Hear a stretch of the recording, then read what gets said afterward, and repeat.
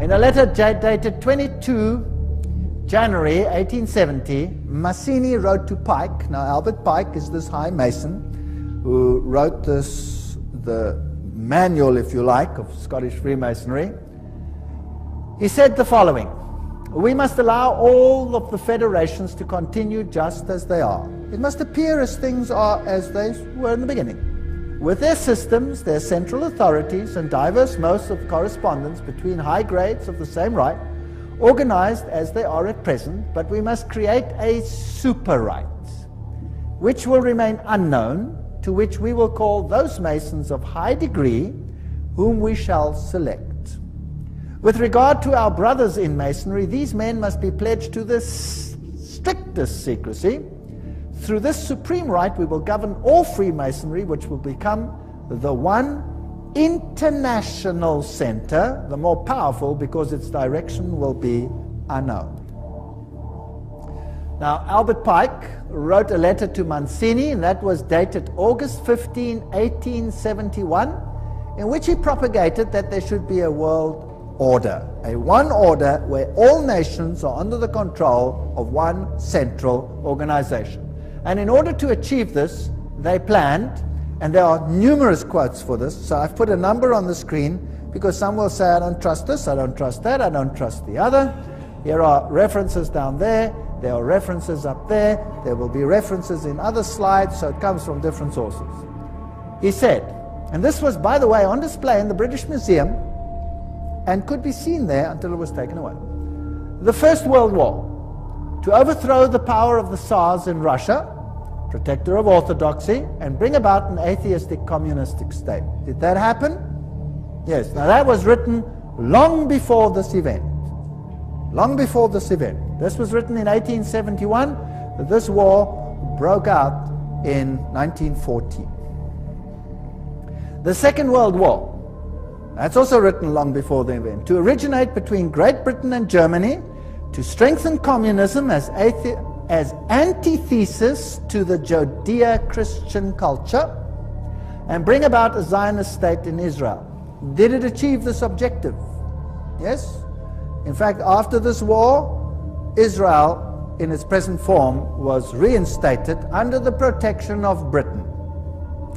And then, interestingly enough, a Third World War, a Middle Eastern war involving Judaism and Islam, and spreading internationally. That's fascinating. Is that on the cards, or what do you think?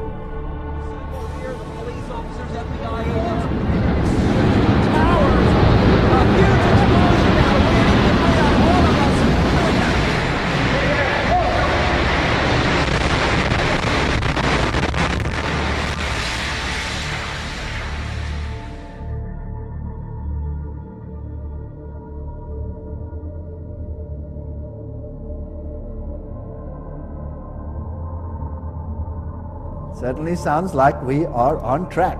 Well, here's another quote, just in case people don't like that quote. "Mazzini with Pike developed a plan for 3 world wars so that eventually every nation would be willing to surrender its national sovereignty to a world government.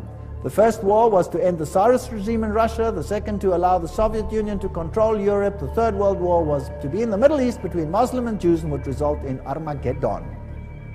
Interesting.